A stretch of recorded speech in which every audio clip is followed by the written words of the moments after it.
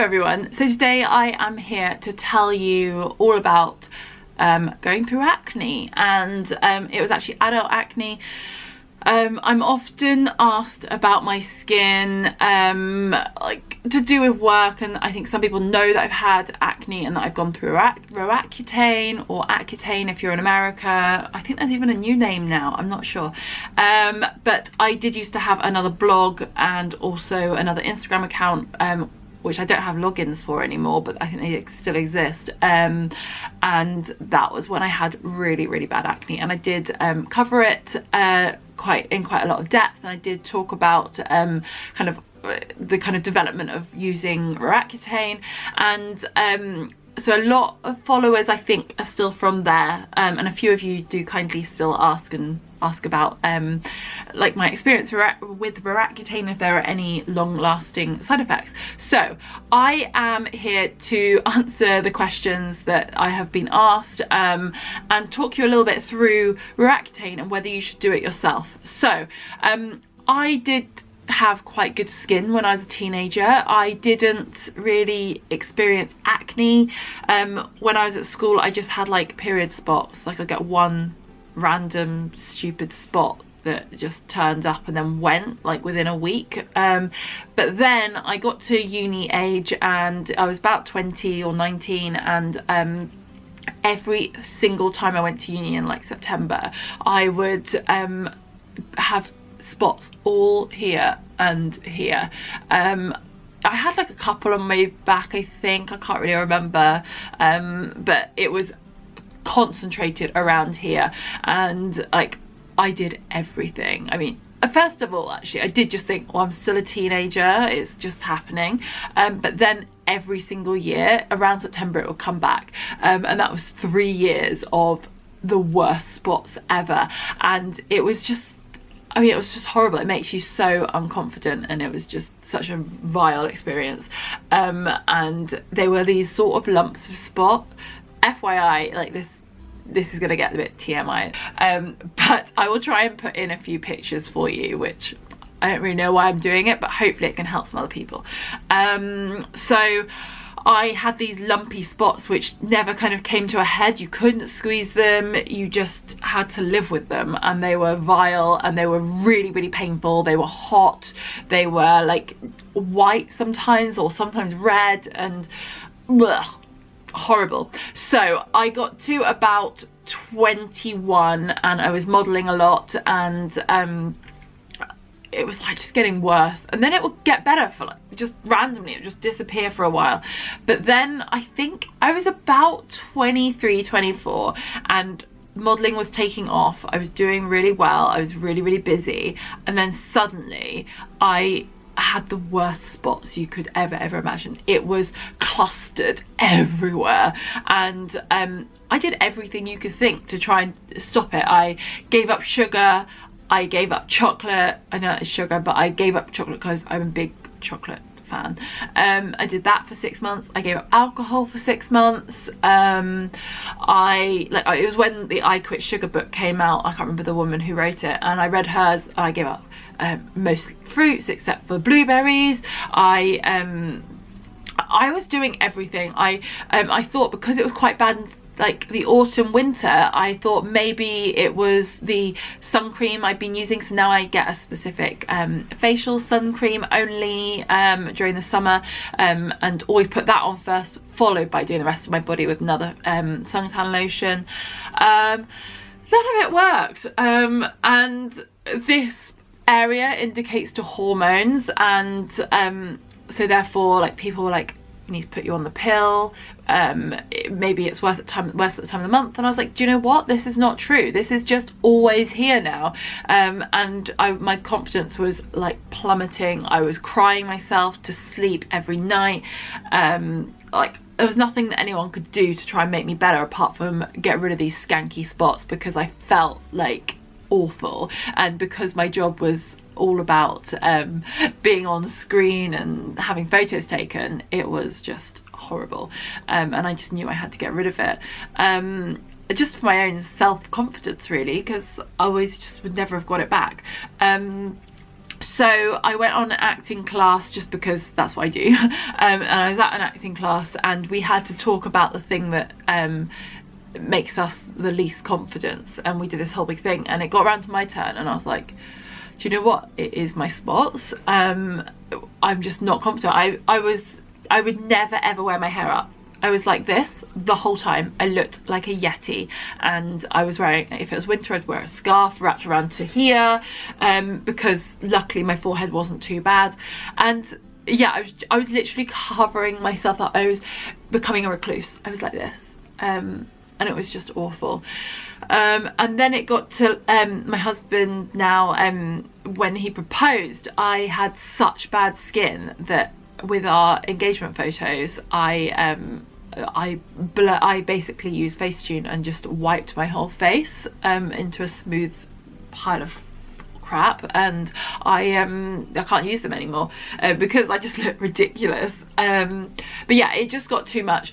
But when I was on this acting class, a girl said to me afterwards, she came up to me, she's like, do you know what, I've been through what you're going through, and it's the worst thing ever. Have you ever heard of Roaccutane? And I was like, no, what's this? Is it another pill? And she's like, it's really, it can be quite dangerous. There are a lot of side effects, and you have to sign disclosures that you're not going to get pregnant, and you have to use 2 forms of contraceptive, and you like have to go to the NHS and get put on a waiting list, and like to kind of be seen. My nurse or doctor or whatever at my local GP said, no, you're not valid for this, no, you're not allowed. So I had to then pay a lot of money and go to a private dermatologist and pay for the tablets myself, although I probably would have paid for the tablets myself anyway, but I had to pay for these dermatologist meetings, and it was a lot of money for like a, how old was I don't know, 24, 25 sort of age. It was a lot of money to be spending, but I was like, well, this is for my career. I can't really act or model right now with this skin. So I then went to go see a dermatologist, and he was like, I cannot believe the NHS wouldn't do this for you, because you haven't waited too long, but you could have made sure that you didn't get any scarring if you had come to me earlier. So I then was pretty devastated and pretty like messed up about the doctors. But anyway, so then I had to have some blood tests and be weighed, and luckily my fiance, my now husband, he was with me, so he kind of trusted me, but he just made me sign a document saying I wouldn't get pregnant, because you can't get pregnant whilst you're on Roaccutane. Oh, the light's changing, sorry. Because otherwise I think you can have deformities and babies or something, and you also have to wait 6 months afterwards. Anyway, although it's probably been like 6 years now. Anyway, so then I went to have lots of blood tests done at my local surgery, which he then what do you call it? Recommended? I'm not sure. Referred me to my doctors and said I had to have all these tests, like iron, because I'm vegetarian. Lots of people were saying, oh, it's because you're vegetarian that you've got spots and you're not eating healthily enough. Turns out my iron is better than most people's, so I'm a good veggie. I've just realised I have a crown, a hat crown. I might move that. And now I have ears. I can't help it. So then I had all these tests done, and there was just no sort of reason. So I went on Roaccutane. I did it for 6 months, and I had 90 milligrams, which is 3 tablets per day by the end. And it was horrible, because you get worse before you get better. So you end up having more spots, and you suddenly think, is this really worth it? What am I doing to myself? But it worked. It was incredible, and I was left with some scarring around here and here, which is because I didn't go on it quick enough. And I am still quite self-conscious of that on a really, really bright day, because also you probably can't even see it and you'll think I'm being stupid, or you could see it totally. But yeah, it's still a bit hollowed out and bumpy here, and yeah, I hate that in the sun, because if I want to wear my hair up and that's really, really sunny, you can see dimples all around here. But when I am feeling blue about that, I see these pictures of myself with my actual like really bad spots. I'm like, oh my god, this is nothing. I actually went to a casting shortly after I went off Roaccutane, and I still had a bit of red dots, but that was it. And they said it was casting to see if you had problems with your skin, and they wanted people who had problems with their skin, and they were like, nah, there's nothing wrong with your skin. So that gave me a bit of a boost, but then I obviously didn't get the lots of money for the job. Anyway, so if you've been on Roaccutane and you're struggling with like redness or a bit of rosacea or something, I would highly recommend using a rose oil, mandarin oil, geranium. All of those are great if you massage them in, and it actively gets rid of scarring and really reduces it. So that's what I did, and it helped so much.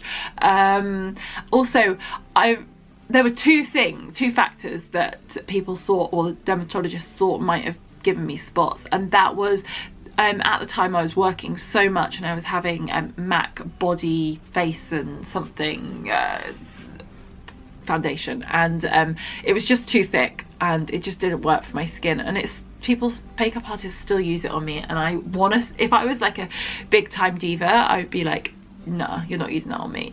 But I am I'm not up there, so like I just suck it up, wear it, and I come home and I get rid of it immediately.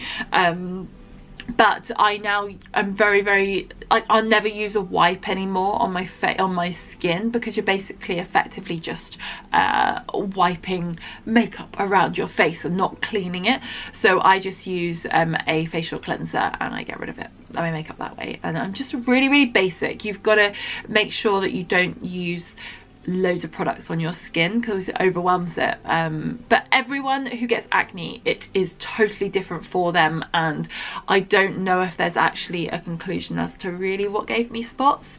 But because Roaccutane is full of estrogen, I wanted to mimic what that was doing, so like to continue it that way. So I now have edamame beans, like a bowl of them a week at least, because I know that that is full of estrogen and therefore it'll boost my estrogen levels. And also you don't want to boost your testosterone, because that increases your insulin, and spikes of insulin can therefore give you spots. So if you like go on a binge drinking thing, you will probably get spots the next day, and that's because you spiked your insulin and you've got loads of sugar, and well, sugar has spiked your insulin and given you spots. Same with lots of biscuits or sweets or chocolate.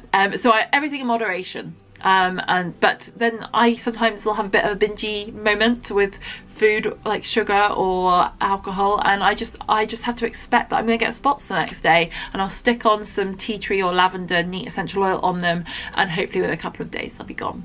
But anyway, I have rambled on for well over 12 minutes and I've only got 15 minutes for this video, so if there are any more questions, ask them down there and I will actively try and make sure I respond to everything. Otherwise, follow me on Instagram or Twitter or Facebook, and obviously I'll message on there as well. And yeah, I hope you're all okay with your skin. Speak to you all soon. Bye.